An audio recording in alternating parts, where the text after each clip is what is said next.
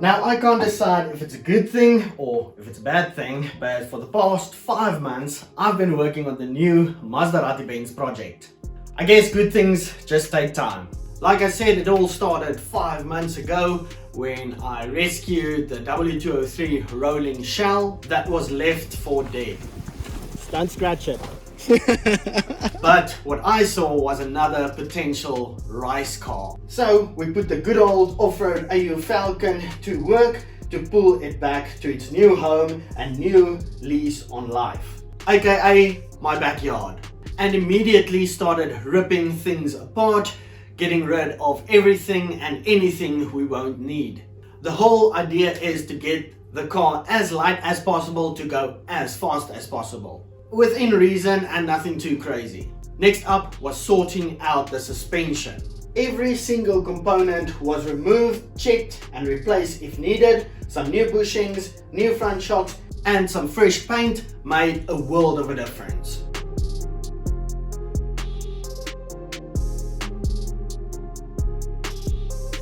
We also ended up locking the rear differential in a bit of a different way than a person would usually do it.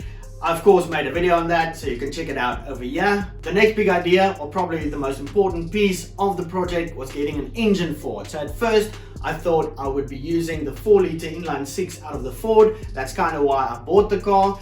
But thanks to some great people that wanted to make this build a reality, we got our hands on a Mazda FE3 engine.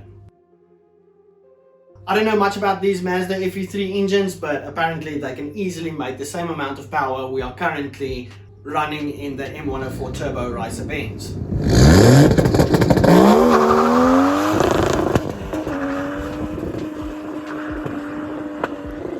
Again, lightweight equals going fast, and this engine has to be a lot lighter than the mile-long M104.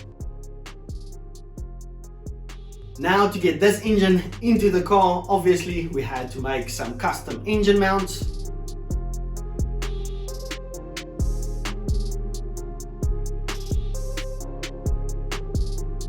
Now that we have the engine in its place, we have to change the oil pan from a front pickup oil pan to a rear pickup oil pan because of the steering rack and the way the cross member is designed in the W203 chassis.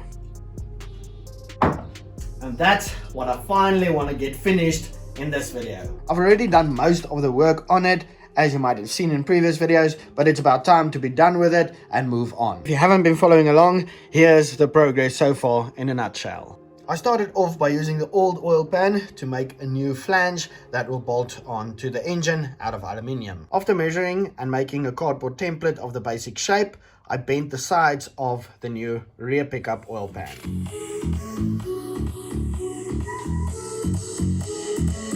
And that's where we're at the moment. It might not look like it, but most of the work is done, like I said, and we are pretty close to being done with it. All we have left to do, let's just get this piece out of there.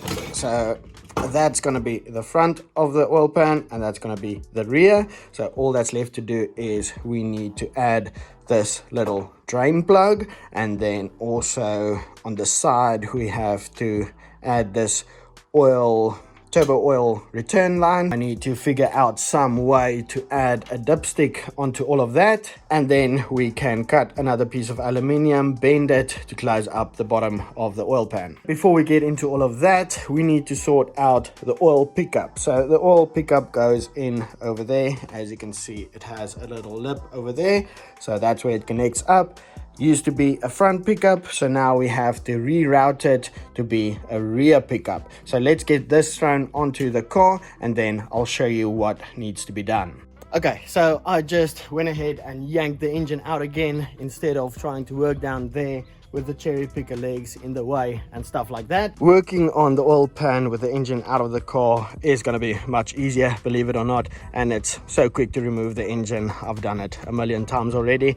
But here you can see we have the oil pan, or the side pieces with the flange on here, and then you can see why it has a slight angle at the back over there, not to rub up against the gearbox. And I'm happy to report, so far so good. I also had the engine back in the car just to make sure about all the clearances, and everything looks good, everything fits, and we can continue. Another thing I just realized when I was working down there on the oil pan was each of the pistons has an oil squirter, and according to me, that is a very good thing. I'm really starting to like this Mazda FE3 engine. But okay, so I was thinking about adding the turbo return line over here, so it's nice and high on the oil pan, and then in the middle, I'm sure that'll be fine.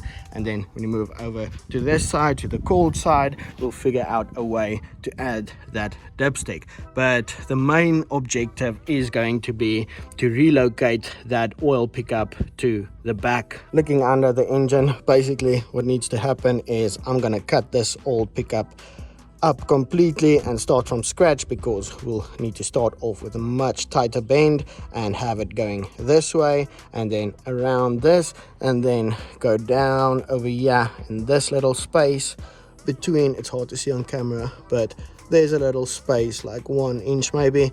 Then it'll go down all the way to the back and then go down into the oil. And then I'll also maybe add some kind of bracket or something. I see there is a tapped hole over here, so we'll make some kind of bracket just to support that. Pretty much all caught up from this point forward. I'm not sure what the plan is or how I'm gonna do this, but I'm sure we can figure it out. So let's get started.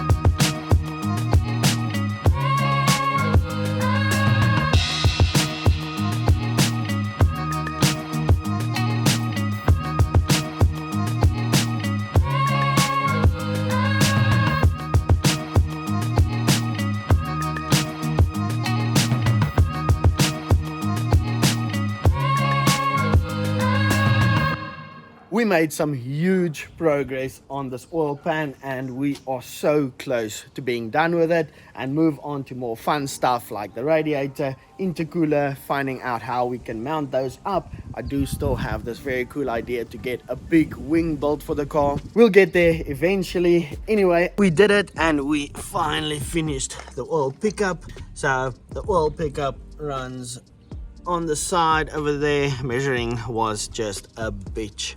The final fitment went great, so the pickup will be about just less than an inch from the bottom of the oil pan, so that's perfect. And then I also added this little support piece just to make it nice and strong. It is kind of long, so that'll help with the vibrations. We don't want this thing breaking or anything like that.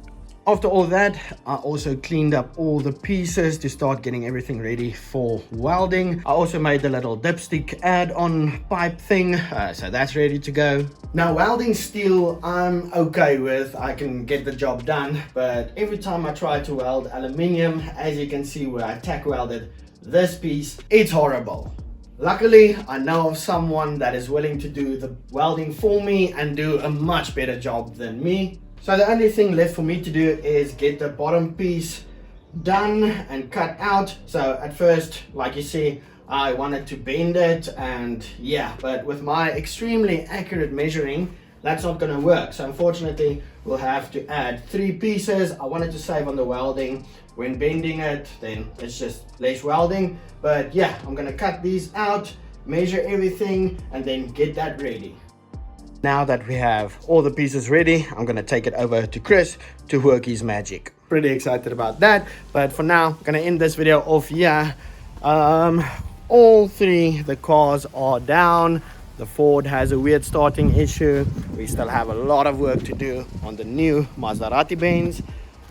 M104 Turbo RACECAR Benz has a blown head gasket yet again. I'm planning on doing something very different with a couple of things on that thing, so stay tuned for that. But I think in the next video I'm going to get started on the Ford, figuring out a way to lift it up in the front as I did in the back, and then figuring out why it has that weird starting issue.